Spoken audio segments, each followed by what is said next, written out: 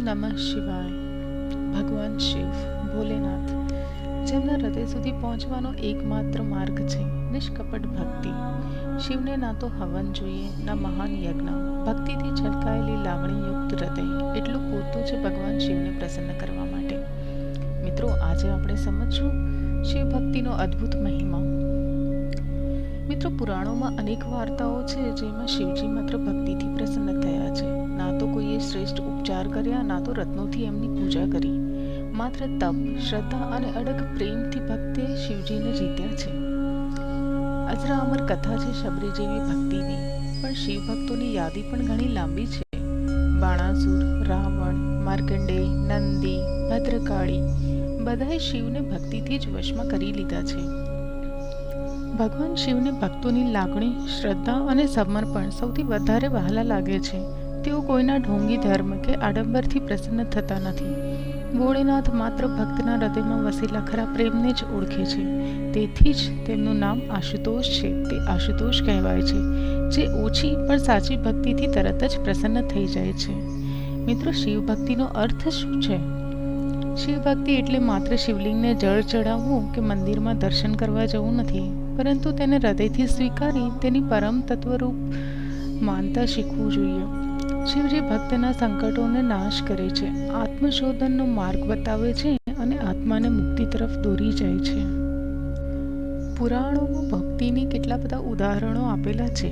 શિવ પુરાણ, લિંગ પુરાણ, સ્કંદ પુરાણ જેવા અનેક ગ્રંથોમાં અનેક ભક્તોની કથાઓ જણાવવામાં આવી છે. જેમ કે ભક્ત રાવણ, તેણે ભક્તિ અને તપ દ્વારા શિવજીને પ્રસન્ન કર્યા અને શિવત્વ પ્રાપ્ત કર્યું. ભક્ત માર્કંડેય, મૃત્યુના કારણે વિધિ લખાયેલી હોવા છતાં પણ શિવ ભક્તિથી અમરત્વ મેળવી લીધું. નંદી, શિવજીના દ્વારપાલક બનેલા નંદી પોતે પણ ભક્તિથી મહાદેવના સુનિષ્ઠ અનુયાયી બન્યા. શિવ ભક્તિનું સ્વરૂપ કેવું હોવું જોઈએ? શિવ ભક્તિ સાધનાથી ભરેલું હોય છે, જેમાં જપ, તપ, ધ્યાન અને સેવા મહત્વપૂર્ણ છે. પવિત્ર કથાઓના શ્રવણ, શિવ મંત્રનો જાપ જેમ કે ઓમ નમઃ શિવાય, નિયમિત ઉપવાસ, રાત્રિ જાગરણ વગેરે દ્વારા ભક્ત શિવજીનો આશીર્વાદ મેળવી શકે છે.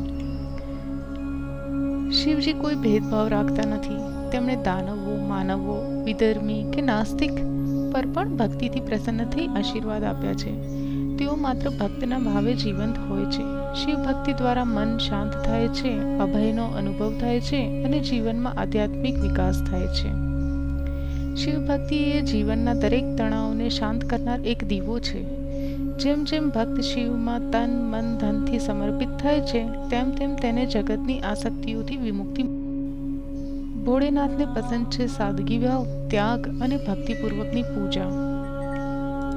ભગવાન શિવ ભોળાનાથ છે, એટલે ભોળા. તે ક્યારે ભક્તની જાત, પાત, સંપત્તિ કે કદ પર ધ્યાન નથી આપતા. તેમને જોઈએ છે માત્ર ભક્તિની એક ટીપ.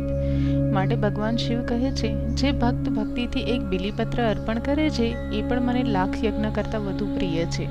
શિવ ભક્તિ એ ખુદને ખાલી કરવાનું ભજન છે. પોતાનો અહંકાર, ઘમંડ, ઈર્ષ્યા બધું છોડીને જ્યારે મનનો ઉદ્ગાર માત્ર ઓમ નમઃ શિવાય બની જાય છે, ત્યારે શિવ ભક્તને પોતાની ઉપર કૃપા કરે છે. મિત્રો, શિવ ભક્તિ એ પરમ ભક્તિ છે, જ્યાં મન શાંત થાય, આત્મા ઝીલે અને ભગવાન પ્રકટ થાય. શું તમે પણ ભોળેનાથના આશીર્વાદ ચાહો છો?